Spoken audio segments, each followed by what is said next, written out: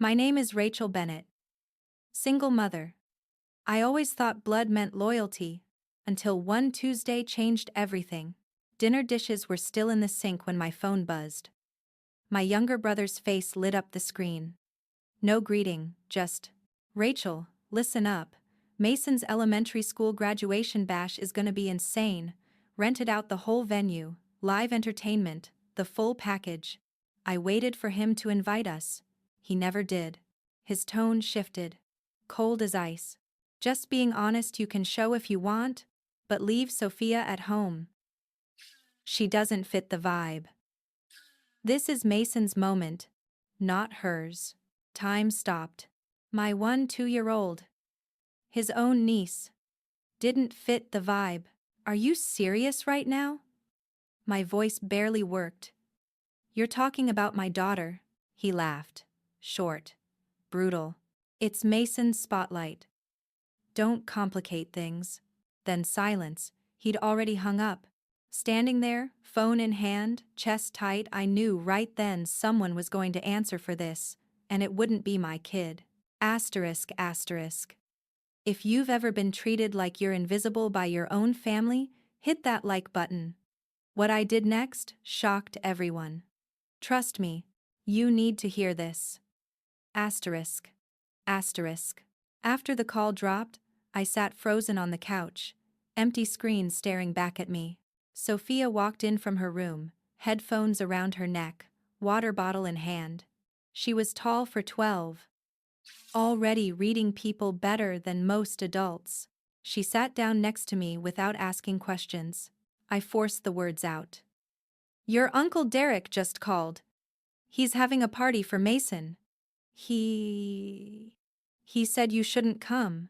Her eyes met mine, then drifted away. One slow nod. Like she'd been waiting her whole life for this confirmation. Her fingers grabbed my sleeve, twisted it so hard the fabric bunched. I pulled out my phone. Typed fast. Asterisk asterisk. To Derek, "We're not attending." Asterisk asterisk. Sent. 3 seconds later, Mom's name flashed. I hit speaker. Rachel Elizabeth Bennett. Full government name. Never good. "Derek told me you're causing drama over a children's celebration." I kept my eyes closed. "He told Sophia she's not important enough to be there, Mom." "Oh, stop being dramatic. He's excited about Mason. You know how he gets about his boy. Don't blow this out of proportion." Sophia's grip on my sleeve tightened to the point of pain. I covered her hand. "I'm protecting my daughter from people who treat her like she's optional. You always take things too personally." Mom's voice dripped with frustration. "Let it go. For the sake of family." Click. She was gone. The family group chat exploded within seconds. Asterisk asterisk Melissa. Asterisk asterisk. Seriously? Boycotting over a kid's party? Grow up, Rachel. Asterisk asterisk Melissa. Asterisk asterisk. Mason's been counting down for weeks. Stop being vindictive. Asterisk asterisk Melissa. Asterisk asterisk. Derek said you chose not to bring Sophia. Don't twist it. He'd already rewritten history. A cousin dropped laughing emojis. Someone posted a meme of a dramatic tantrum. Dad? Radio silence. That quiet hurt worse than words.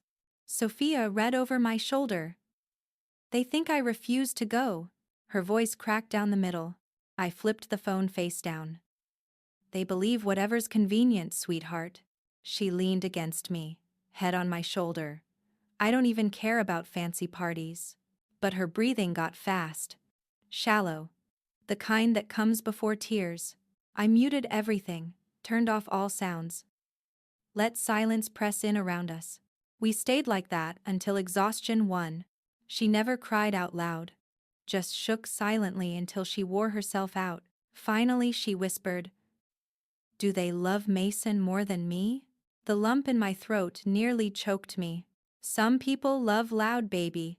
Doesn't mean it's real. And it definitely doesn't mean you're less." No response. She just curled tighter. I thought about every holiday where Mason got twice the presents because he's the youngest. Every trip where Derek changed plans last minute and everyone just shrugged. That's Derek being Derek. Every time Mom said, "You're the oldest, Rachel. You get it." Like understanding meant accepting whatever they threw at me. I was done accepting. Sophia fell asleep, still clutching my sleeve like a lifeline. I carried her to bed, tucked her in, stood in her doorway way too long. When I returned to the living room, darkness pressed in except for streetlight through the window. I picked up my phone again. One voicemail from Mom. Deleted without listening. The silence wasn't heavy anymore, it was sharp, clear. They'd just shown my daughter exactly where she ranked. I was about to show them where I times ranked. A week disappeared faster than expected. Thursday evening, doorbell rang. I was halfway through laundry. A courier in a crisp uniform stood there. Thick ivory envelope in hand, gold wax seal. The venue's emblem embossed in the corner. Asterisk asterisk. Miss Rachel Bennett. Asterisk asterisk. Just my name. No +1. No and Sophia. I signed. Closed the door. Left it on the counter like it might explode. Sophia appeared 5 minutes later, hair damp from the shower. She spotted it immediately. That's the invitation. Right? Trying to sound casual. Failing. I nodded. She picked it up, ran her finger over the seal, opened it carefully. Heavy cardstock. Navy borders. Gold foil. She read it once. Twice. Set it down exactly where she found it. Just you, she said. Voice flat. Eyes locked on the counter. I said nothing. What could I add? That night, she barely touched dinner. Later, she disappeared under a blanket on the couch, phone glowing in her hands. I was wiping down the kitchen when I heard her sharp intake of breath. I walked over. What's wrong? She turned the screen toward me. Silent. Mason had taken over Instagram stories. Asterisk asterisk. Slide 1. Asterisk asterisk. Him in front of the venue's entrance. Tailored blazer. Caption. Biggest weekend of my life. Asterisk asterisk. Slide 2. Asterisk asterisk. Aerial shot of the venue at sunset. Twinkling lights everywhere. Text. This is gonna be epic. Asterisk asterisk. Slide 3. Asterisk asterisk. Gift table overflowing. Designer boxes. Electronics. A brand new laptop half visible. Asterisk asterisk. Slide 4. Asterisk asterisk Mason with 6 friends. Matching outfits. Arms around shoulders. My crew. Best people ever. Asterisk asterisk. Slide 5. Asterisk asterisk. Video of Mason walking across a practice stage while parents cheered. So proud of our boy. Asterisk asterisk. Slide 6. Asterisk asterisk. Mason next to a massive balloon shaped like a diploma. Class of 2030. Future billionaire. Sophia's thumb froze on the final slide. Mason grinning beside a life-size cardboard cutout of himself in graduation gear. Caption. Thank you to everyone making this the greatest day ever. She lowered the phone slowly. I guess I'm not part of everyone. So quiet I almost missed it. I reached for her. She shifted just out of reach. Mom. She stared at the dark screen. What did I do wrong? The question was small. Broken. Hit me like a punch to the ribs. Nothing. I choked out. She gave the tiniest shrug. I'm almost 13. I understand. If you're not wanted, they don't invite you. Every comforting lie I'd ever told her about family died right there. She stood, blanket falling to the floor. I have homework due tomorrow. She walked to her room. Door closed with the softest click imaginable. I stayed on the couch, staring at that gold-sealed envelope glowing under the light like a verdict. Hours later, I checked on her. Asleep on top of the covers. Phone still in her hand. Screen dead. Mason's stories had played on repeat until the battery died. I gently took the phone. Closed Instagram. Set it on her nightstand. Then I stood in her doorway, watching her breathe. Streetlight cut shadows across her face. She looked years younger than 12. I thought about every time I'd promised her family always shows up. That cousins are forever friends. That blood means you're never alone. All lies. I walked back to the kitchen, picked up the invitation, turned it over. Cold, expensive, perfect. Sophia's name wasn't on it. Something inside me broke. Not loud, not dramatic, just a clean, quiet snap. I was done pretending this was acceptable. Saturday arrived, party day. I woke Sophia at 7. Threw swimsuits, sunscreen, floaties, and snacks in the car. Drove 2 hours north to the massive indoor water park she'd been begging to visit. We spent 9 hours screaming down slides, racing in wave pools, floating lazy rivers, eating terrible nachos and melting ice cream, laughing until we couldn't breathe. For one full day, she was just a kid again. No phones, no rejection, no family drama, just water, sunshine through glass, and us. By late afternoon, we were sunburned, chlorine-soaked, and perfectly happy. She fell asleep before we left the parking lot. Hair still wet, mouth open, hand curled on her lap. Nearly 8:30 when we pulled into Mom's driveway for monthly family dinner. The one nobody misses. Porch lights blazing. Cars lining the street. Derek's brand new white SUV parked front and center like royalty. I touched Sophia's shoulder gently. Hey, sleepy. We're here. She blinked awake, hair plastered to her cheek. Do we have to stay long? Hair plastered to her cheek. Just long enough. We walked through the kitchen into the dining room. Table already full. Mom at the head serving. Dad carving chicken. Melissa halfway through her third wine glass. Mason's girlfriend in a silk dress that cost more than my car payment. Mason still wearing his graduation medal crooked on his blazer. Derek spread across 2 chairs like he owned the place, grinning like he'd won the lottery. Every head turned when we entered. Well, look who made it. Mom waved a serving spoon. Saved you seats right here. Sophia hesitated. I squeezed her hand, led her to the empty chairs. Mason bounced in his seat. Sophia! They gave me a real medal. See? Melissa smirked over her glass. Yeah, where were you two all day? The party was incredible. Derek tilted his head. Fake concern everywhere. Rachel said Sophia had a stomach bug. You look pretty energetic now. Sophia's fingers went ice cold in mine. Mom slid plates in front of us. Sit, eat. Mason was the star today. Tell her about the dessert bar. Mason launched into details. 20 toppings. Confetti cannons. Professional photographer following him around. Drone footage. Principal's special speech. Sophia stared at her untouched food like it held answers to the universe. Mason's girlfriend leaned forward. All sweetness. We really missed you girls. Big days are better with the whole family. Melissa snorted loud enough for the neighborhood. Some people just can't handle not being center stage. Dad cleared his throat. His usual warning sound. Nobody noticed. Derek chuckled. Come on, guys. Rachel decided the excitement would overwhelm Sophia, right?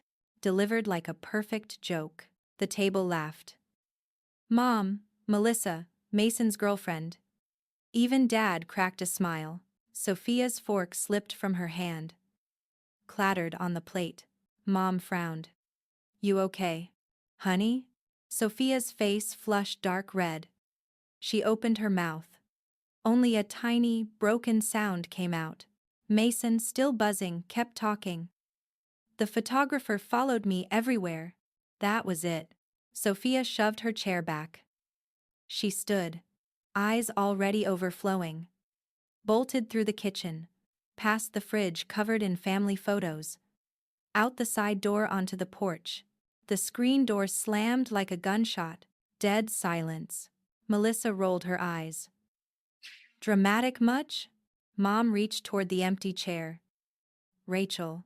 I stood slowly. Every eye locked on me. Derek smirked into his wine. Kids, right? So sensitive. I looked around that table. At every adult who just watched my 12-year-old flee in tears and found it funny. Then I looked at Sophia's empty chair. At the fork lying in mashed potatoes. At the food going cold. Something inside me snapped clean in half. They would never make her feel small again. I stood up from that dining table. Every fork froze. Every glass hovered. Only sound. The tick of Mom's clock and Sophia's footsteps fading on the porch. My hand shook. But my voice came out like steel. I reached into my pocket. Pulled out my phone. Scrolled to a contact saved as **M. Rodriguez, capital ***. Pressed call. Speaker on. One ring? A calm voice answered. Rachel? The entire table leaned in as one. Marcus, I said, loud and clear so every word carried into the silent room. The Series A with Derek Bennett. Pull it. Now. Half-beat of silence. Reason? Marcus asked. Professional as always. I locked eyes with Derek. His face already draining of color. Because the founder just proved in front of our entire family that he believes my 12-year-old daughter is worthless, I will not invest $5 million in someone who treats my child like garbage. Derek's chair crashed backward. He shot to his feet. Rachel! What the hell are you doing? Marcus didn't miss a beat. Termination letter goes out in 90 seconds. Lead investor withdrawal. Irreconcilable values conflict. Anything else? That's all, I said. Ended the call. The dining room exploded. Derek lunged across the table. Knocked over a water glass. Call him back right now. Mason's girlfriend screamed. High-pitched. Frantic. That money is Mason's future. Melissa's wine glass slipped from her fingers, shattered on the hardwood. You're psychotic! Mom sobbed into her napkin. Rachel, please, he's your brother. Dad slammed both palms on the table. Plates jumped. Rachel Bennett, you call that man back this instant. I didn't move an inch. For 2 years, I said, voice perfectly steady. I have been the anonymous lead investor in Derek's funding round. I kept my name off every document, every pitch, every single email so nobody could say I gave family a free pass. I was supposed to sign the final paperwork next week. Derek made a strangled sound. You're lying. Check your inbox, I said. Marcus just blind copied me on the termination. 4 other investors have already replied. Out in the last minute. Mason's girlfriend collapsed back in her chair like someone cut her strings. Mason stood in the doorway. Confused. Metal still pinned, crooked. Dad? He said quietly. Derek ignored him. Eyes locked on me, pure panic. You kept this secret for 2 years just to destroy me now?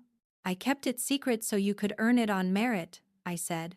Tonight you proved you never deserved a single cent. Melissa's voice cracked. This is financial murder over a graduation party. No, I said. It's consequences for telling my daughter she doesn't belong. Mom reached for me, tears streaming. Rachel, call him back. We'll fix everything, please. I looked at the woman who raised me. Felt nothing but ice. You had the chance to fix this when she ran out crying. You laughed with him instead. Derek dropped to his knees. Right there on Mom's dining room floor, between the roast and the gravy. Rachel, I'm begging you. His voice broke.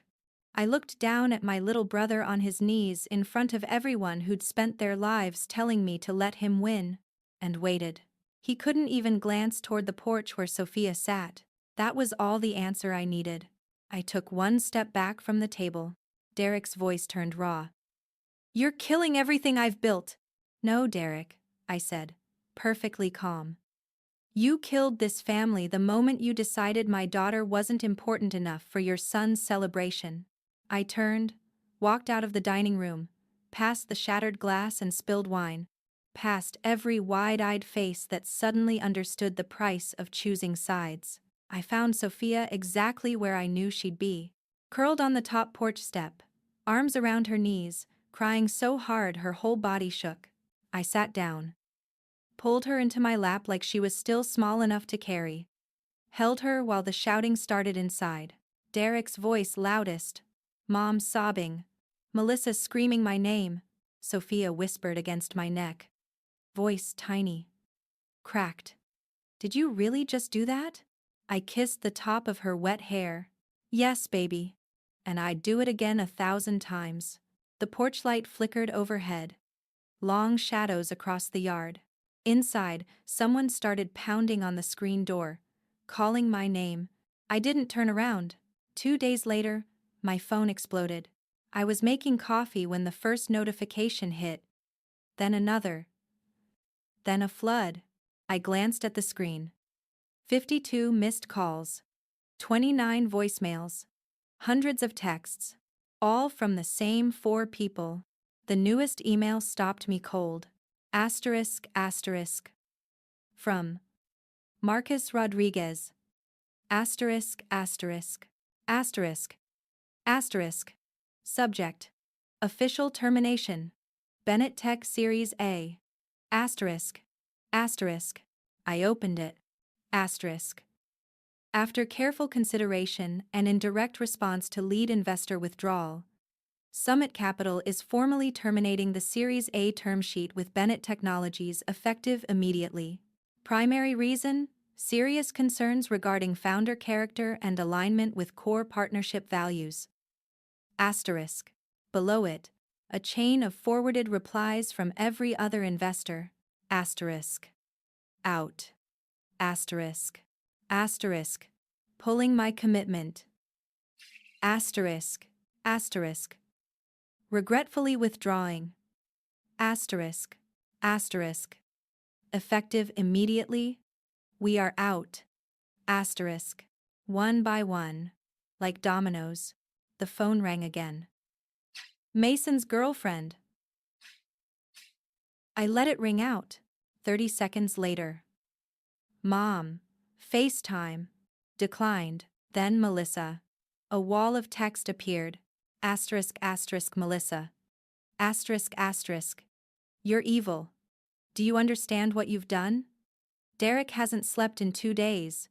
His entire company is collapsing because of your tantrum. You're proud of destroying your own brother over a stupid party?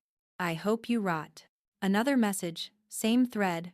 Asterisk, asterisk, Melissa. Asterisk, asterisk, Mason. Asked why Aunt Rachel hates him. How do you explain that to an 11-year-old? I set the phone face down. Sophia walked in. Still in pajamas. Hair messy from sleep. She saw my face, stopped. Is it them? I nodded. She climbed onto the stool beside me, pulled my phone over. Started scrolling through notifications with calm curiosity only kids have. Another FaceTime from Mom popped up. Sophia watched it ring out. Mason's girlfriend called again. Then Derek. Then Mom again. Sophia looked up.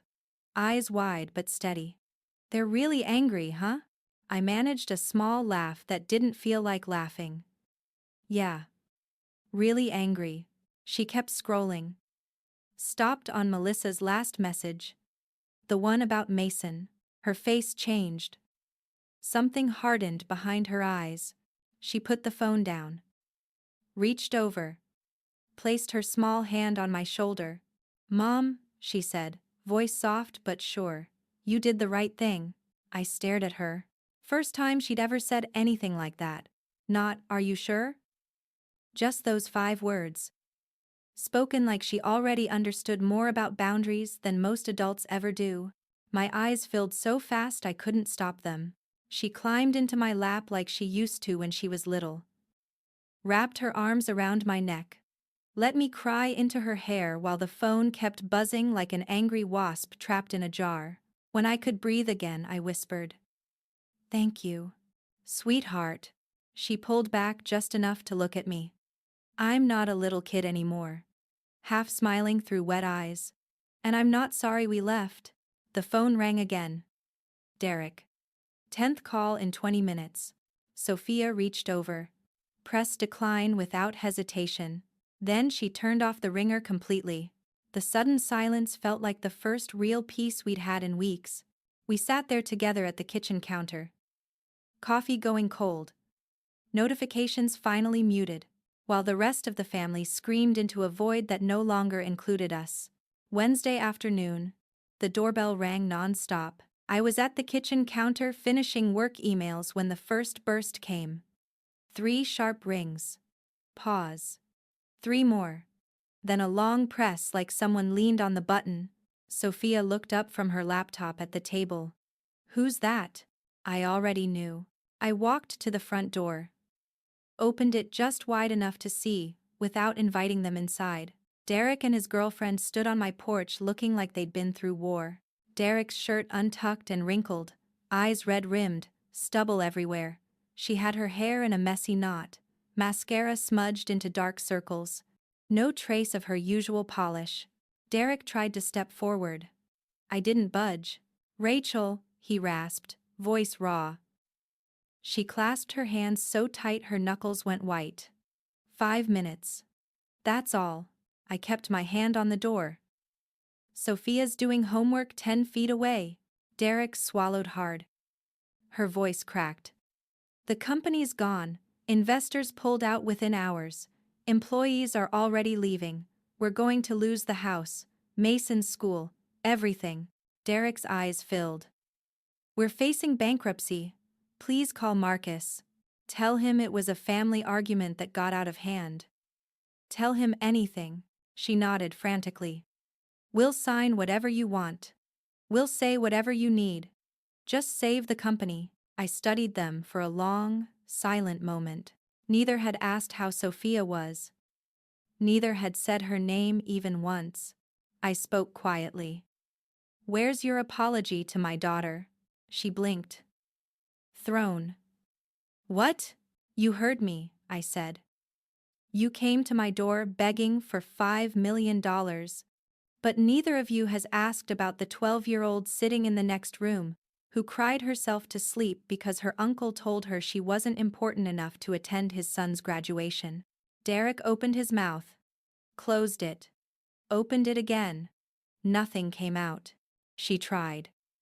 "Rachel, this is bigger than—" "No," I cut in. "It's exactly that small. It's about a little girl who learned from her own family that she ranks dead last." Derek's knees buckled. He dropped right there on my doorstep. Hands clasped in front of him. "I'm begging you," he whispered, tears spilling. "For Mason. For our family, save us." She knelt beside him. Sobbing openly. "We'll lose everything we've worked for. Please." I looked down at my brother on his knees on my porch crying like a child, and felt nothing. Not anger, not pity, nothing. I leaned forward just enough for them to hear. "Mason's future is not my daughter's responsibility," I said. Voice calm and cold. "And neither is yours." Derek looked up, eyes wild. "I've never been more serious in my life." She clutched his arm. I stepped back inside. Derek tried to stand. "Wait." I closed the door softly. Calmly. No slam. Just the quiet click of the lock sliding into place. Through the peephole, I watched them stay there another full minute. Derek still on his knees, she clutching his shoulders, both crying into the afternoon sun. Then they walked back to their car. Heads down. Got in. Drove away.